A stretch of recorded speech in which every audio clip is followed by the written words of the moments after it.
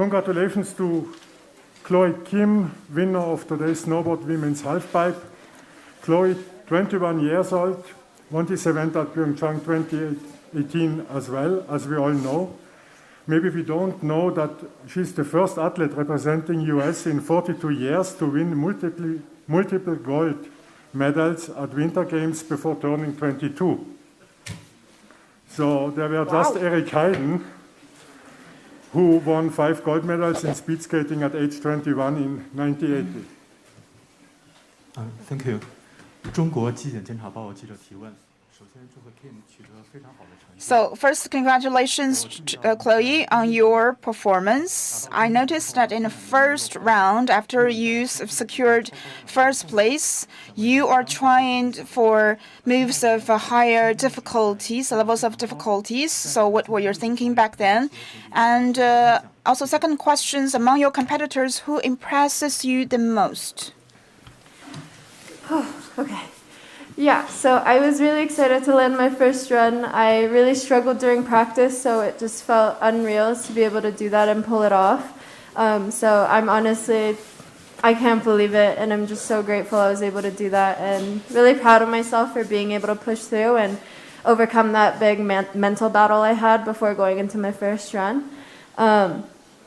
Competitor-wise, honestly, I think all the girls have been absolutely killing it. I was saying earlier, in the 2018 Olympics, front tens weren't that common, and now it seems like every girl can do a front ten, so that's what we love to see, just the progression of the sport, seeing that everyone's able to do these amazing big tricks, and everyone's having fun doing it, so that's the most important part. The gentleman in the third row.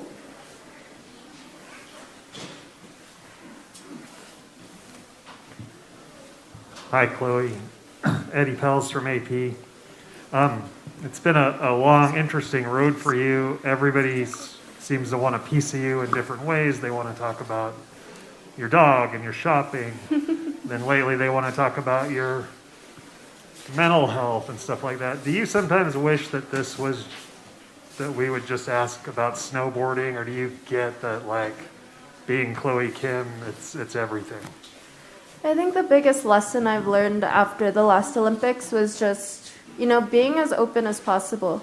It's unfair to be expected to be perfect, and I'm not perfect in any way. But I think after my last Olympics, I put that pressure on myself to be perfect at all times, and that would cause a lot of issues at home. I would be really sad and depressed all the time when I was home, and that's not something. I was hurting the people I love the most by doing that.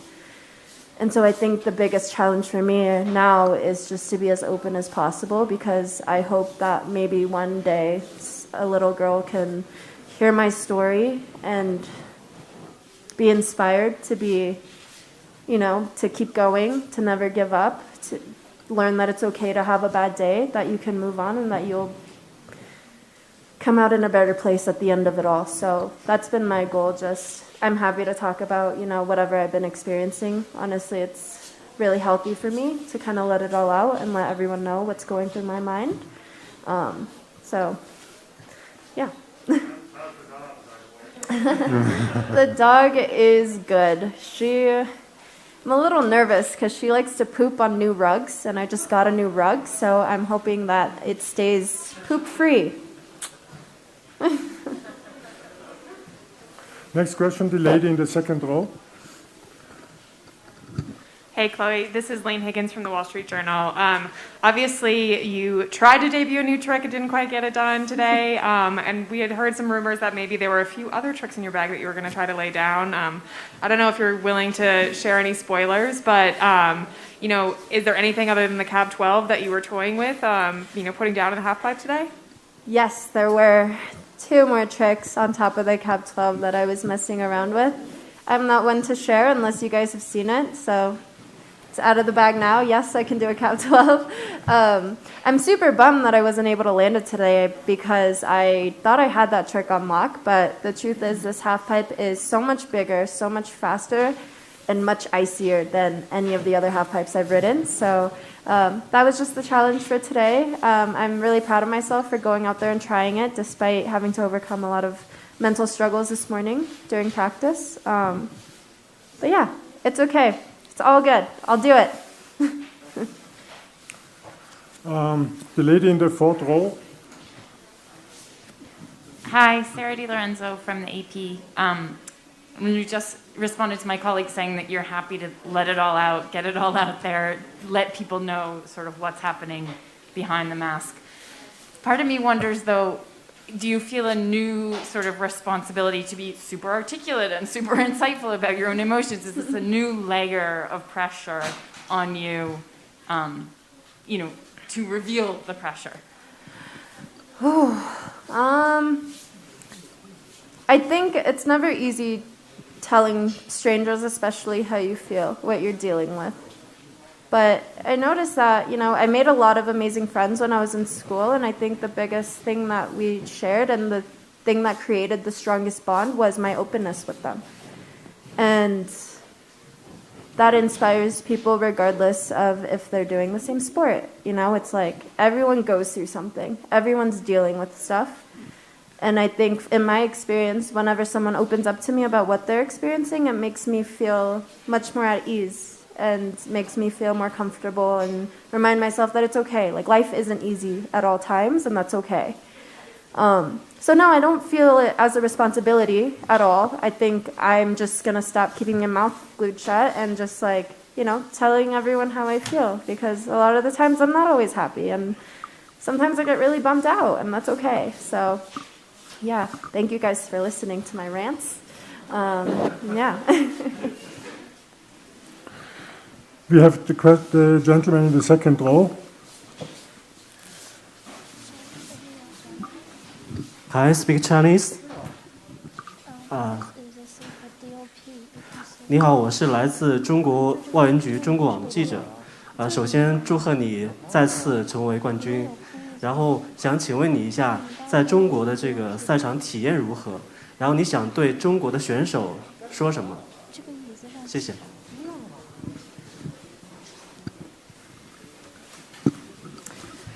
Yeah, I can't believe that I'm at my second Olympic Games, let alone taking home another gold. It feels so unreal. I think the venue was so much fun. There's a lot of fun things that we like to do. We'd bike around, there's a crazy virtual reality zone that's so much fun.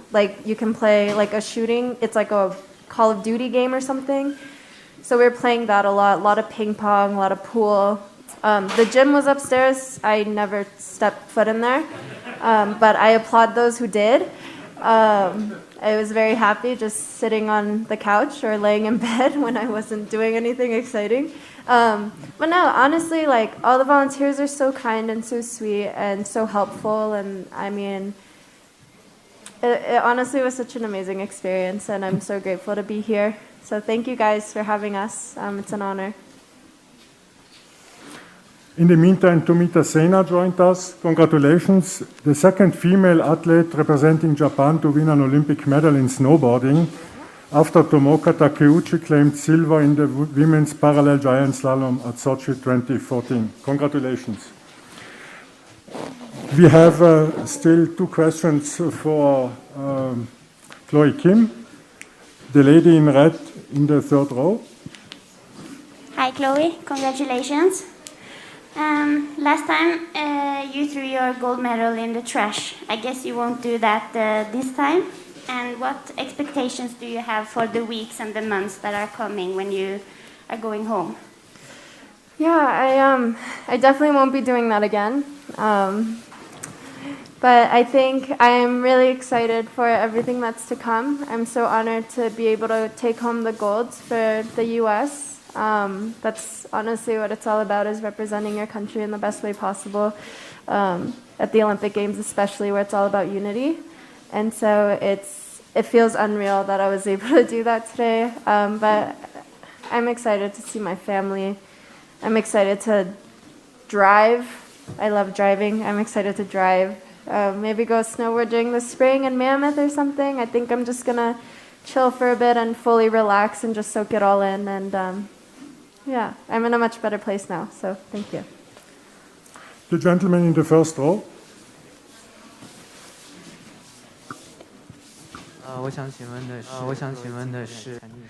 I also want to ask him a question. I'm from Beijing People's Daily. I'm Wang Liang. This is the 5th time for you to attend the Olympic events, and for 2 Chinese competitors, Cai Xuetong and Liu Jiayu, it is the 4th time for them to be here. How do you comment on their performance?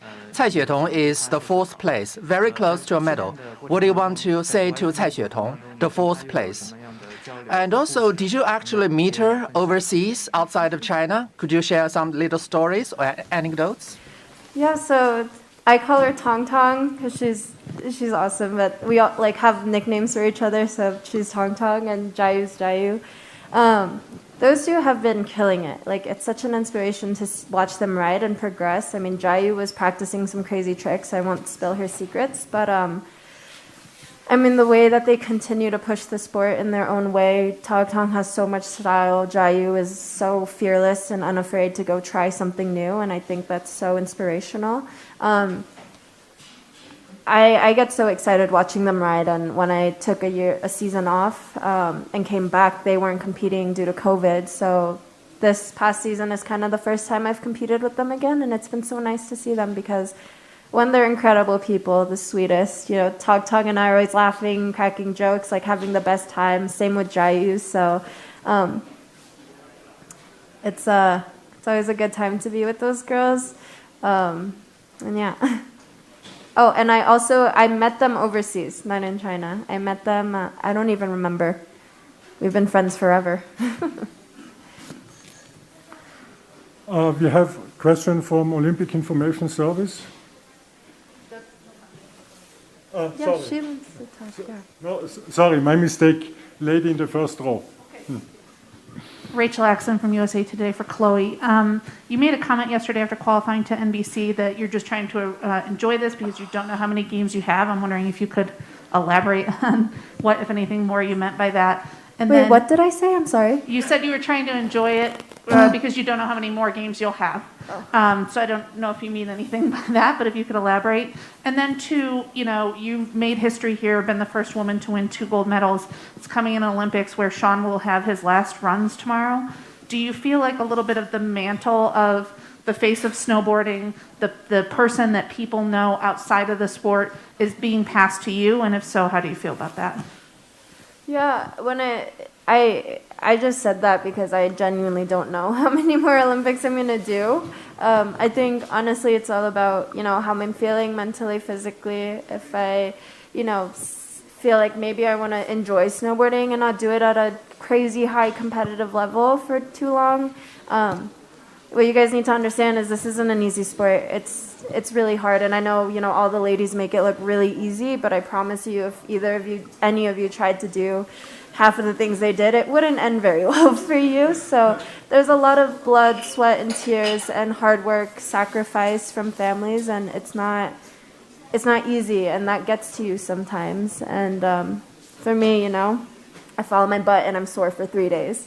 So I think it's all about being smart with it, prioritizing my health above all, and just taking it step by step. But yeah, we'll go from there. And when it comes to Sean, he's been such an inspiration to many, and he has really done so much for snowboarding and the progression of halfpipe snowboarding, especially even slopestyle. I mean, if you guys remember, he was really sick in slopestyle too.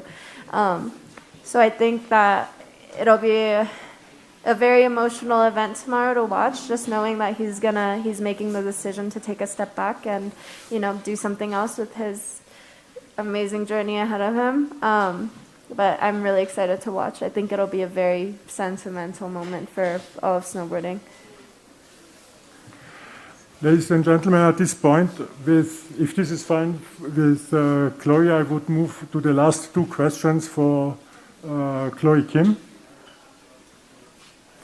So the lady in the back. Also, if anybody has some snacks in their pockets, maybe. I'm starving.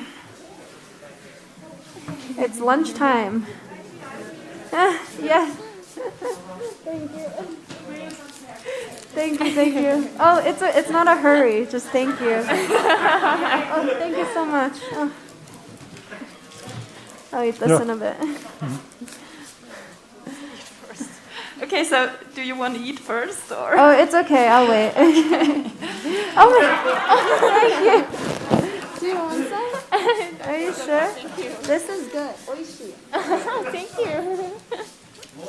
Oh, thank you so much. Okay, I'm ready. Okay, hi Chloe. Hey. Yeah, I wanted to ask again about this mental health issue because it remembered me a bit, like when you talk about it, like Simone Biles spoke so openly at the Summer Olympics about it. So what do you think, how important is it that athletes talk openly about it? And yeah. Yeah, I think Simone and Naomi Osaka, what they did was very, it was a very nice reminder that we're all human. Everyone goes through things, everyone struggles with mental health. You know, it's not easy thing to overcome. I mean, for me, you know, last night I was just laying in bed thinking about today all night. And it really messes with you sometimes. And the problem is when you don't put yourself first and get help. And I mean, it's not a bad thing. It's not. I think people think that maybe it's a bad thing, but I think what they did was to, you know, show people that it's normal. Like, it's okay if you're going through stuff. Like, it's okay. Just, you know, take care of yourself. Put yourself first. Acknowledge that what you're doing is not easy and there's a lot of pressure and people expect a lot out of you. That's not normal at all. And so what is normal is to struggle with those types of pressures. You know, like I did this morning. I was not in a good place at all. But just giving yourself constant warm reminders that it's okay to feel the way that you do and that, you know, you can do the best you can and that's all you have to do. And I think those little reminders I give myself really help me reset and get back to where I need to be. Thank you. One last question from the gentleman in the second row. Hi, it's from Beijing News Daily. Question to Chloe. I noticed you are embraced to Miss Eileen Gu during the game. It's very rare because you are still in the game. I guess you have a good relationship. Back to 4 years, you kind of go back to your hometown in Korea, and it's kind of a same situation like Gu Eileen come back to China. So have you shared your experience and tell us? Thank you. Yeah. I don't want to speak too much on Eileen's situation. I think, you know, she made her choice, and I'm so proud of her for making that decision. I know it wasn't difficult for her to do.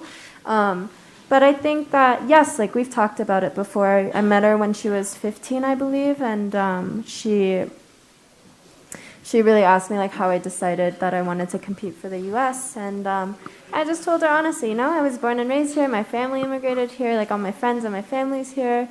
And that was my reason. But everyone has their own reason. So it's not fair to hold her to the same standard. But regardless of all of that stuff, Eileen is such a hardworking, talented, smart young woman. And I am so proud of everything she's accomplished, everything she has had to overcome. It's not easy. And the fact that she's out here at her first Olympics doing 3 events, just won gold in 1, is like crazy. So I'm always here for her when she needs me. She messaged me the other day. She was dealing with some stuff, and it's my job as her friend to support her the best I can. But I'm so excited to watch what she gets done here. Just constantly rooting for her. She deserves it. She's amazing. So go Eileen! Let's go! Ladies and gentlemen, at that point I would conclude the press conference with Chloe Kim.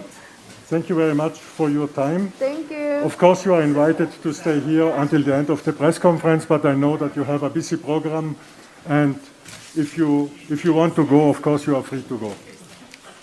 Are we going? Okay. Okay, thank you guys so much. Have a good day.